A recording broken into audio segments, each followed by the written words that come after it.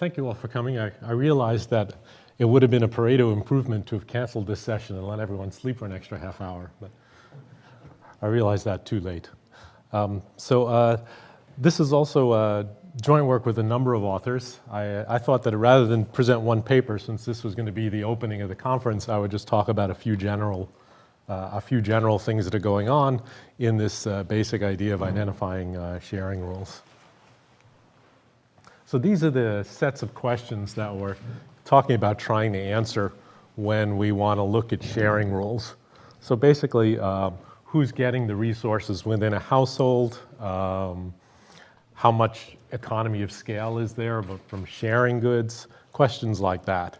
And we're looking for answers that are empirically tractable and hopefully avoid untestable cardinalization type assumptions. So that's what this whole line of research is about. So here's our general setup for what we're going to say households do. And essentially, what households are going to do is they're going to buy goods, they're going to share them to some extent or not, and then they're going to get utility from whatever part of the shared good they consume. So some goods might be purely private. What you eat is exactly what you buy. Some might be purely public within the household, and some could be partly shared. So an example of a partly shared good would be something like, if you're thinking about gasoline use, if like a husband and wife ride in a car together 30% of the time, then it's as if they had 30% more gasoline in terms of their usage. So the idea there is you'd say the amount that was purchased would be this Z. It would get converted into what we're calling a private good equivalent, which is X. It's as if there was 30% more of it. And then how much the husband and wife each spent traveling would be their fraction of that 1.3 times what was bought. So this would be an example of a partly shared good. So we're going to assume that households are Pareto efficient, which means we're ruling out some non-cooperative models. A very important concept is going to be a distribution factor. So a distribution factor is some variable that only affects the allocation of resources between members of the household and doesn't affect their utility directly. So for now, I'm just going to think of couples, husband and wives. Later, we can talk about adding children to the model. So we can think of what a husband and wife are doing, or what a couple is doing, is maximizing some weighted average of the utility functions of the husband and of the wife. That just follows from Pareto efficiency. The Pareto weight, which is the weight on these utilities, is often used as a measure of something like bargaining power, but we don't want to focus on that Pareto weight because that Pareto weight is going to depend on how utility is cardinalized, and we don't know how utility is cardinalized. So we're going to prefer to focus on measures that depend on observables and not on unobservables. So there's two basic types of models I want to talk about. One which I'll call the C model, after Chiappori, and the other which I'll call BCL. So the C model is going to be a model where every good in the household is either completely shared or not shared at all. So goods are either purely private or purely public. And the BCL model is going to be a model where goods are partly shared or possibly completely shared. And so these are, I'm going to first talk about some results involving the C model and then some results involving the BCL model. In both cases, what we assume we can observe are the demand functions of households and prices P, total expenditures Y, distribution factors D, and perhaps other covariates that could affect everything. So in each of these models, we can have a slightly different notion of a sharing rule. In the C model, where goods are purely public or purely private, what you can do is just put the purely public goods within the household off to one side, just look at the purely private ones, and there the resource share would be defined as the total expenditures on the private goods that the wife consumes divided by the total expenditures on on all the private goods. So what fraction of the private goods she's consuming. In the BCL model, all the goods are converted to private good equivalents. So if a good is partly shared, you expand it into its private good equivalent to say as if it was not shared at all, like taking that gasoline example and multiplying the amount of gasoline by 1.3 in that example. And then we'd be looking at the fraction of these larger total expenditures on private good equivalents. It's as if you had not shared goods and instead bought more goods and asked how much it would have cost to buy that additional amount of stuff and what fraction of that is the wife's share. So the resource share in the BCL model is encompassing everything that's bought, not just the private goods. Both definitions are going to be generally monotonic in Pareto weights. So if you think of Pareto weight as a measure of relative bargaining power, you can think of these resource shares as a measure of relative bargaining power. And the advantage of these resource shares is that they don't depend on unknown cardinalizations. So they're something that's in principle completely identifiable. So the main result in the result that people know in this literature is that when you focus on the C model, the resource shares are not identified, but the changes in resource shares with respect to distribution factors is identified. So this is by now a classic result in that literature. It's such a classic result that at this point, many people will write papers that say, here I'm estimating the resource shares, and what they're estimating is the derivative of the resource shares with respect to distribution factors. But there's many situations in which you might actually want to know the level of the resource share, as opposed to just how it changes in response to distribution factors. And so the whole point of what I want to talk about here is that issue. What if we want to actually know the level of the resource shares and not just how they change in response to distribution factors? This same non-identification result applies to the BCL model as well as to the C model. So what I want to just give an overview of are just some results that exist in how you can identify the level of resource shares, how we can overcome the non-identification problem. So one way is if you're thinking of the C model, which just focuses on private goods, if you really look inside the household and see how much each person's consuming of every private good, you could directly measure it. So that's what number one is. Number two, which I'm going to talk about a little bit more, is that this theorem says you can't identify the sharing rule. That doesn't say you can't identify anything about the sharing rule. And we're going to show how you can get bounds on the sharing rule, even if you can't tell exactly what it is. And then to go past that, you're going to need to add some additional assumptions or collect additional information. And so the remaining results here are various additional assumptions you might add to the main C or BCL framework in order to try to identify resource shares. Number 4 and 5 here, I'm not going to talk about because Krishna is going to talk about them tomorrow, I guess at the same time. So, you can learn about those then. So let me first discuss the idea of bounds. So first, there's a very trivial kind of bound, which is if there's any good that is private and assignable. That is, if we have a good where we know who in the household bought it, like if we assume that the wife is buying the women's clothes and the men are buying the men's clothes, which might not necessarily be true, but if you assume it's true, then the amount that was spent on women's clothes is a lower bound on her total resource shares. And the amount spent on men's clothes is a lower bound on his resource shares. So that's pretty trivial bounds. But you can get more precise bounds, and the way you can do it is you can use some theorems from revealed preference. So if you had a single person living by themselves, we could look at any particular price regime, any particular total expenditures, see what bundle that one person by himself bought. If you do that in a number of different price regimes, you get a number of different bundles, one for each one, And revealed preference theory tells us that if an individual is maximizing utility, then these bundles are going to satisfy certain inequalities. And I'm not going to go into any detail here. I'm assuming people know about revealed preference. And I'll just write these inequalities as that bottom equation right there, that there's some function of, for any price and income and bundles, for any combination of vector of bundles, vector of prices, whatever, there's a vector valued function that satisfies inequalities. And those are all the revealed preference inequalities.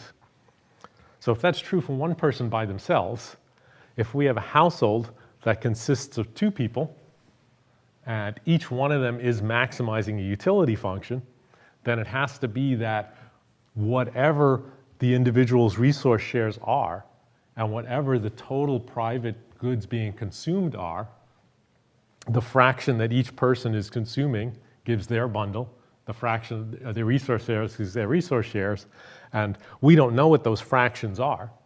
So for each good, we don't know what fraction one person's buying, what fraction the other is, but we know it's got to be between 0 and 1.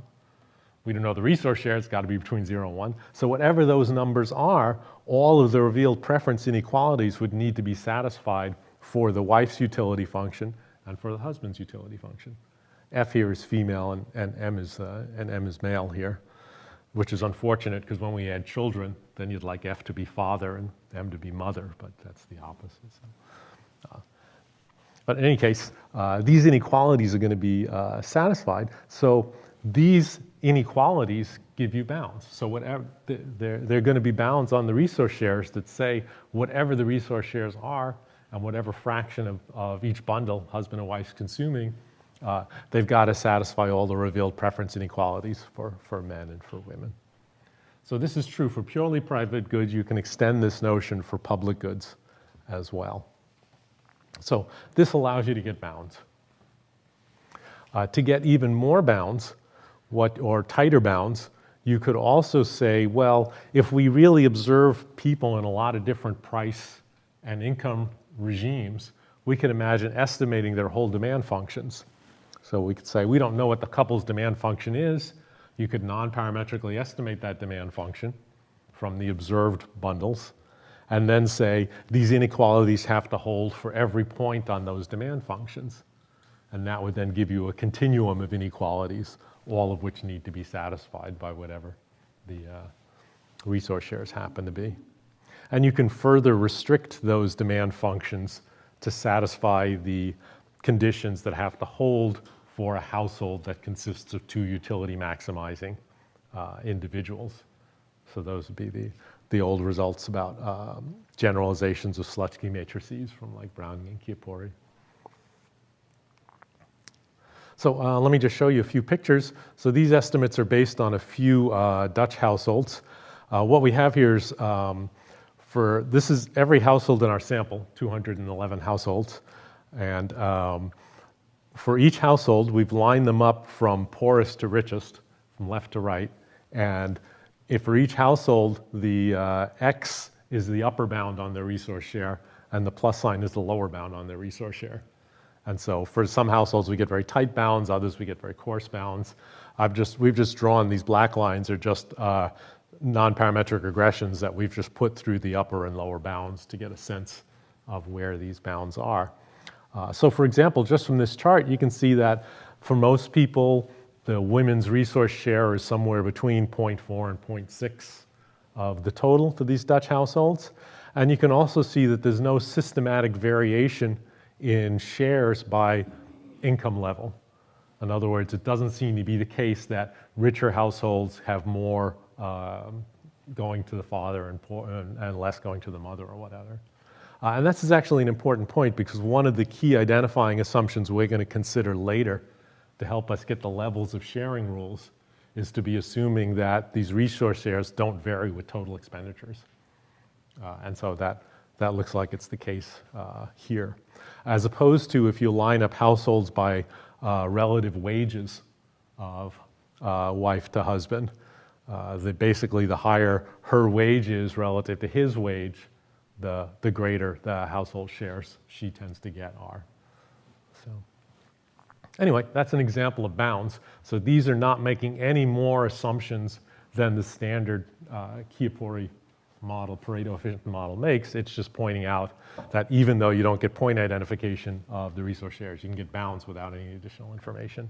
And these bounds can be relatively informative.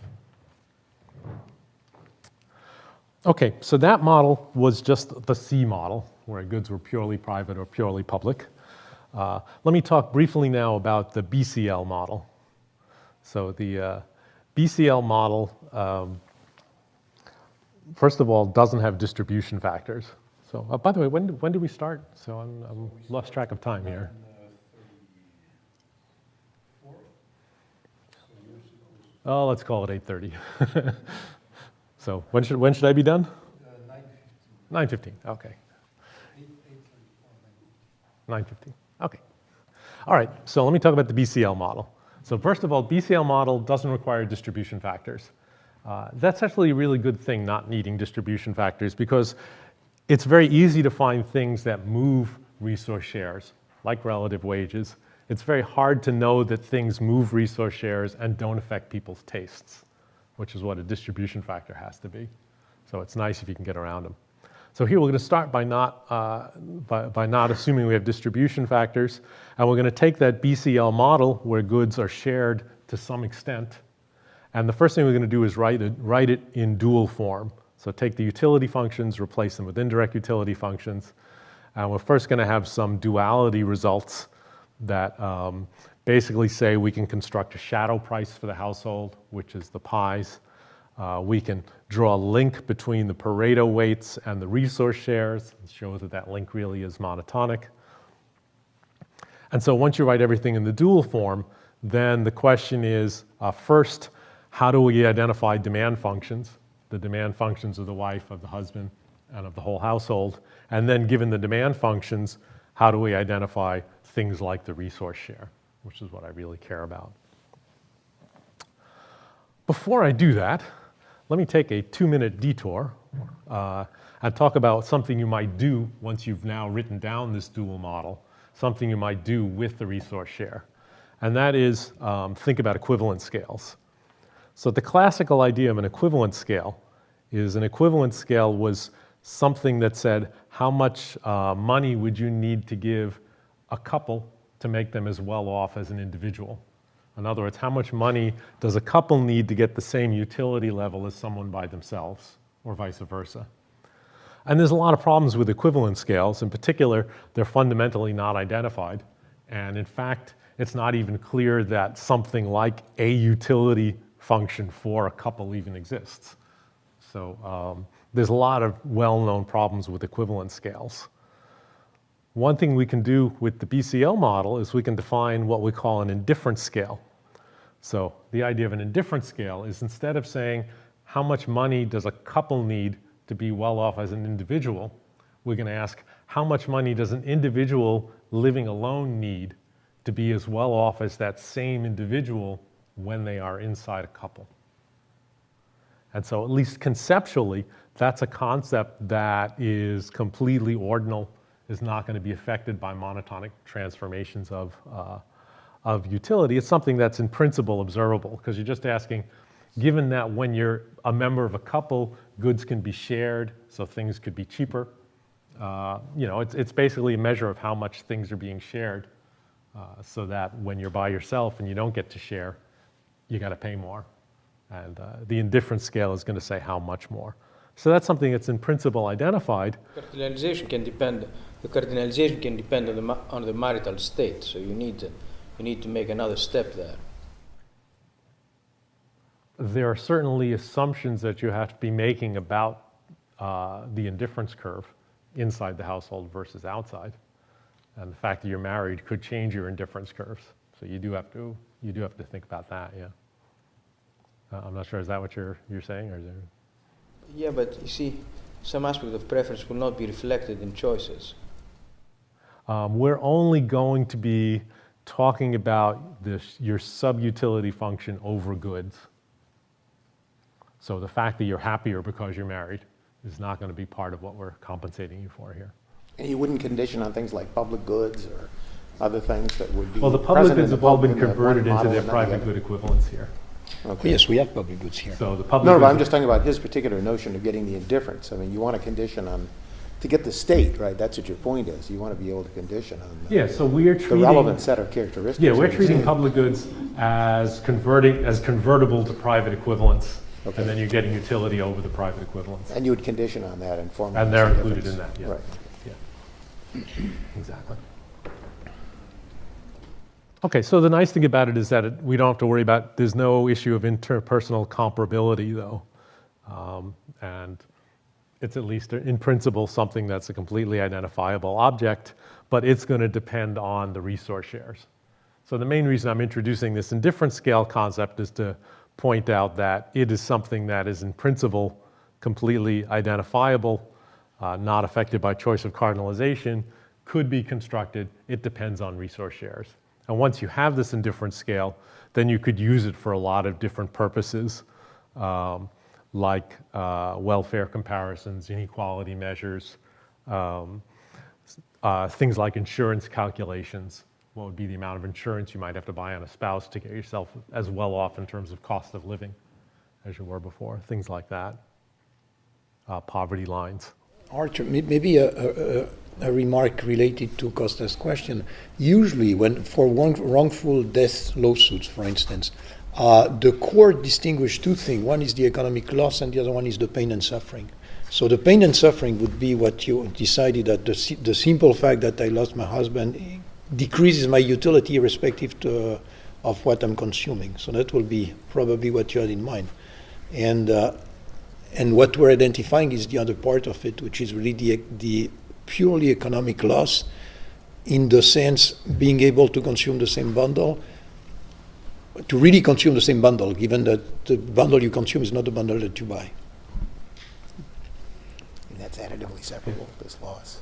Hmm? This is additively separable, the loss. I mean. No, it's not additive, it's separable, it's not additively It's separable. it's Weekly job separable. for lawyers anyway. It's weekly separable, yeah. So actually, I have a paper on that. Yeah. And Actually, it really frightened my one of my relatives because they Googled my name and they saw wrongful death right next to it. the reason why I know that you told me so. Actually. Yeah. So yeah, be careful the names you put in your titles because they get tied to you forever. Okay, so that's really as much as I want to say about in different scales. I'm just pointing out that these are useful welfare calculations that you can do that are going to depend on the level of resource shares and not just how they change in response to distribution factors. Okay, so where we are so far is that the derivatives of resource shares are identified from household data. We're not sure necessarily that we have a distribution factor. We do care about levels and not just changes with respect to distribution factors. And resource shares are useful as an ingredient for things like indifference scales and other related welfare calculations. So the first issue, once we have this BCL model, is what kind of identification can we get? So we have this kind of generic high-level result that says if you knew the demand functions of husbands and wives and the demand functions for the household, then you could identify all of this other stuff, the resource shares, the shadow prices. So it's saying if you knew a lot, you could know the rest, right? It's something, it's more than nothing. And then we have a bunch of more detailed versions of that theorem, which I'm not gonna run through here. But basically, we have a number of identification results that say if you knew the household's demand functions, which are observable, and you knew the demand functions of husbands and wives, then you would be able to identify the level of the resource shares. So that's what all these identification results are here. So I'm going to skip past that. The problem is identifying the demand functions of the husbands and wives. So in this original BCL paper, we made a very strong identifying assumption. We made an implausible identifying assumption, which was that if we look at people who are singles living alone and look at their demand functions, those are going to be the demand functions of men and women. So we're basically assuming people's taste didn't change when they got married. And so the only thing that changed when they got married is that they started sharing public goods. Actually, Arthur, this gives you a theory of marriage, right? Well, Or a if theory you of push it hard enough, yeah. No, but I mean, the strong version of that, I think, makes it a real puzzle why we observe non-marriage. Yeah, well, I mean, we are not assuming that the only source of utility. Well, you came pretty close to the identification. Yeah. I mean, Story, we're after all. definitely, if you really took these assumptions seriously, you'd be saying, well, people should always be at least living together to get the economies of scale, right? And so you've got to really like hate other people for not getting together. Yeah. But you know, clearly it's that's an overly strong identifying assumption. Although I would argue that when you think of reasons why it's not true, how people's tastes change when they get married, most of those reasons are in dollar terms not very large. You know, so if you know, guys buy more flowers when they get married because they want to please somebody, or less flowers when they want to get married, or you know, dancing shoes or things like that, right? These are not big components of total expenditures. No, but you have this very substantial class gradient in terms of the retreat from marriage and who gets married. And it's not at all clear to me you want to tell a public good story or your public good story. Yeah, I certainly would not want to take that story and put it into a marriage market, right? It's you know, it's just a too strong identifying assumption. So in fact, the whole rest of what I want to talk about here, and actually what Krishna is going to talk about tomorrow as well, is just what are weaker sets of assumptions we can come up with that will still allow us to identify the model like the BCL model and therefore be able to get the resource shares, right? So we want to back off from this notion that people's tastes don't change when they get married. So there's a number of different results we can think of doing in order to get results. So in particular, you could be putting in some kinds of models of how individuals' preferences do change if they change. And you could say, well, I'm going to try to identify those changes. Or you can start imposing restrictions on people's preferences, either within a household or across different types of people. Or you can be making assumptions about how resource shares depend on distribution factors or not. Because remember, the BCL model got identification without distribution factors. So these are all different approaches you can think of trying to mix and match in order to weaken the assumptions that are necessary for identifying this model. So first thing we could do is we can simplify the model a little bit. So for example, the general model allows for very general forms of sharing, and you can simplify it. So the simple example I gave of sharing is one that says you both use the car some fraction of the time, right? That just says you take the purchased amount, you scale it up by some constant, and then that's a private good equivalence. So if you restrict yourself to that class, that already simplifies the model quite a bit. If that's true, then the budget share for each good for the household is just going to look like the weighted average of budget shares of individuals evaluated at the household shadow prices, evaluated at their resource shares.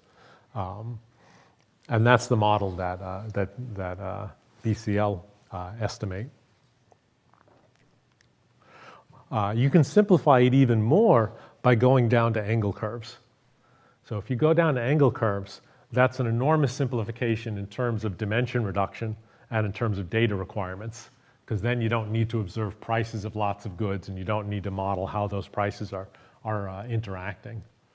But you need additional assumptions about preferences in order to do that. So for example, this LP, that's me and Krishna again.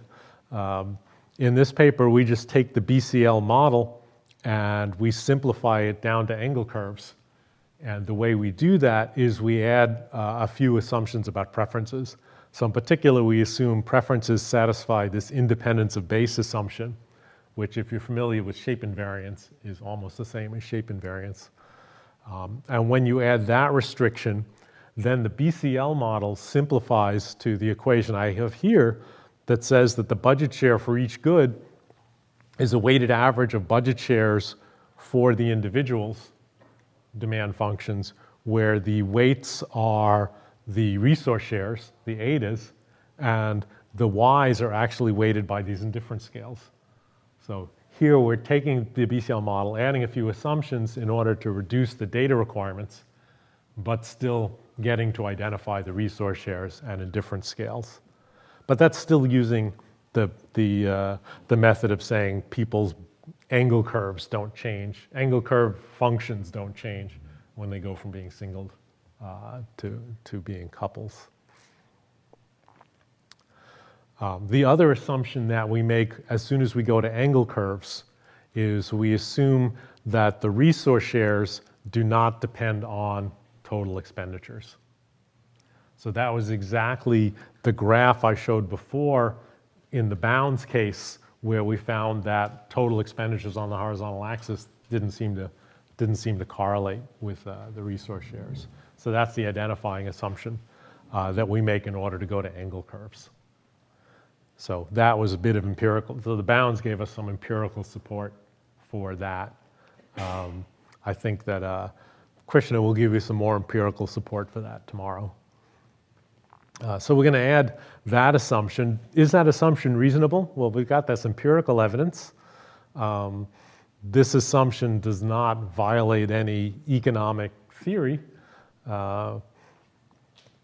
It does permit the resource shares to depend on other things that are related to how well off the household is, like the household's wealth or the wages of each of the household members. It only says that after you condition on that they don't depend on total expenditures.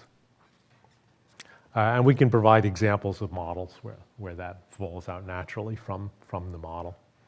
So that's an identifying assumption that's going to be very useful when you want to either get around the BCL requirement that people's tastes don't change, or if you want to go from demand functions to angle curves and have the fewer data requirements for angle curves. So let me just give you a few results that are based on that. So these are just results from some Canadian data. So this is still the model where we just have husbands and wives. We're not looking at children yet. And we make these BCL assumptions that singles and couples, people's tastes don't change, which is an overly strong assumption. But we're still getting some reasonable results from that. So for example, we're estimating resource shares for women about 0.4 of the household. These things vary a little bit by age, a little bit by education. But if her wage is higher than his wage, or if she's bringing more income to the household, then her share goes up. So this is perfectly consistent with standard Becker-type models about if you have more power, you can claim more resources. We can also measure how much sharing is actually going on. So, there's the expression, 2 can live as cheap as 1. That's not quite true. Our estimate is that 2 can live about as cheap as 1.5. That's how much sharing there is. That's how much public goods are saving you. So that's the other sort of thing you can identify with these models.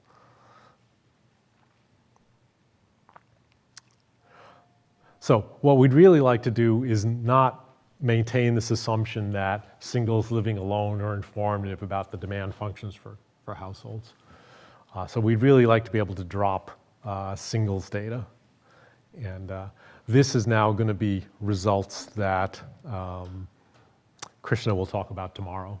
So I'm not going to discuss these anymore. Could you just explain, though? I understand how you could use this data in principle, but then you're modeling the decision to stay single or married? No. Okay. No, so we're conditioning on. So you're really just conditioning on the status? Yes, yeah. And that's not a source of information on this? Presumably that's so presumably huge you can information. imagine threat points that would put bounds on, but we're saying we're just looking at demand functions over goods.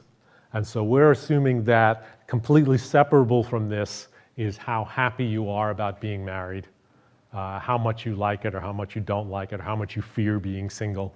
And so as long as you allow for those effects as well, you could get anything in terms of like a marriage market or in But terms you still have some portions of that in the choice of status. It's not clear why you wouldn't get additional information. Yeah, I mean, we're simply not trying to do the marriage market part of this. Okay, But you're in not principle- saying you wouldn't get information from it, or you're saying you wouldn't get information from it.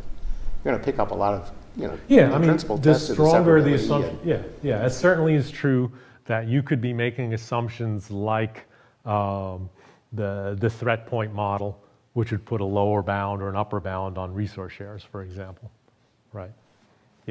Yeah, or you could be doing the reverse and saying, since this person is claiming 40% of the household resources, they must have at least this much power or appeal or something like that. But yeah, we're not trying to do anything like that.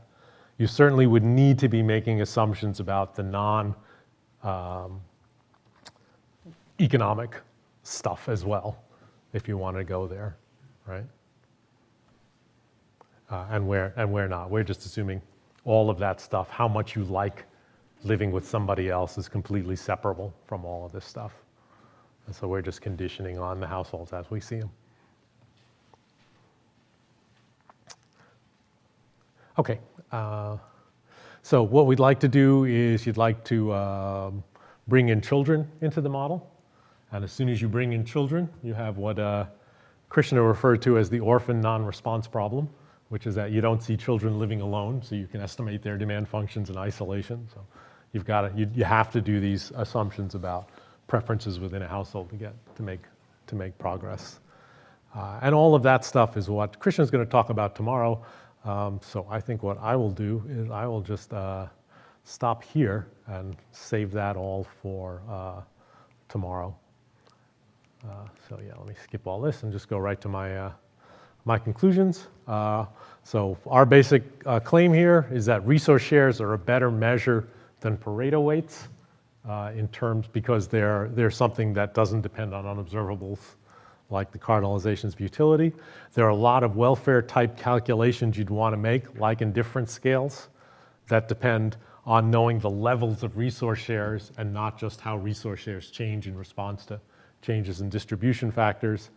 And then there's a variety of identification strategies you can imagine for trying to either get bounds or point identification of the levels of resource shares. And one next step would then be to start allowing these resource share estimates to vary across households allow for unobserved heterogeneity across things like indifference scales and resource shares. Okay, so.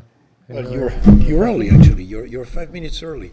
So we can take a couple of questions, or maybe you can spend 2 minutes on your Malawi stuff, which I find very interesting. Which stuff? The Malawi data. Oh well, Krishna was going to talk about that. Oh, you're tomorrow. I can talk about what you're talking about. All right. Well, I mean, I can introduce the stuff. Just the table, because I found the table completely fascinating. All right.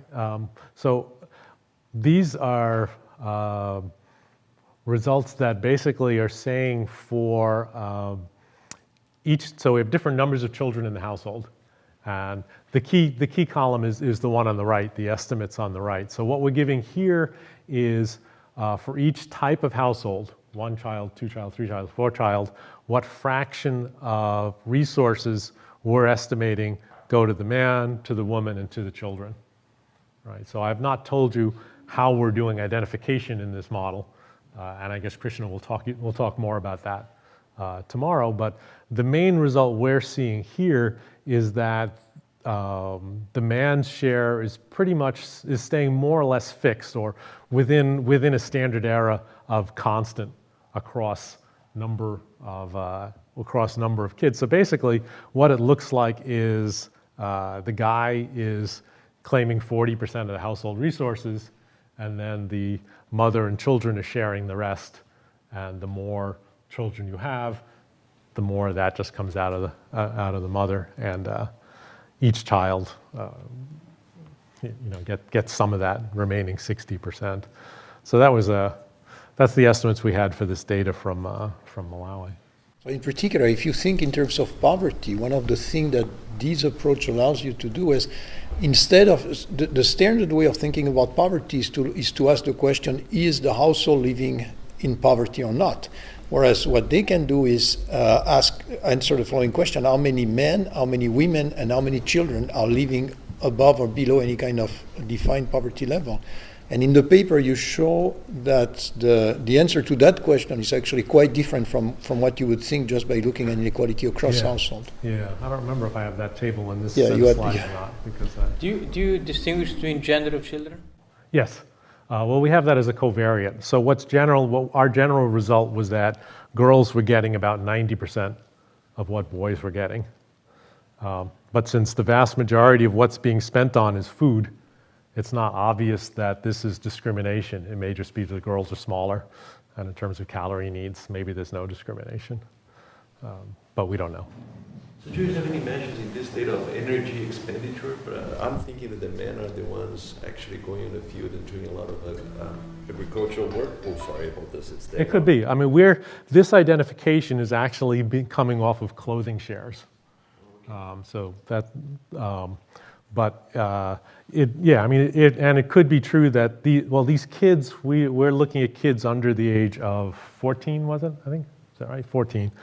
So we're trying to exclude the kids who are working in the fields as well. Yeah. So the expenditures would include things like education and health? So we are looking at shares of total expenditures on non-durables and services. Are there school fees in Malawi at this age? Are there schools? Is there school fees? Like, is school free? Is education free? You're trying to get outside my area of expertise. I believe that they're paying for school, right? Yeah, but not very much. These are unbelievably poor people. Yeah, so these are households So like that are- 80-85% of the budget is food.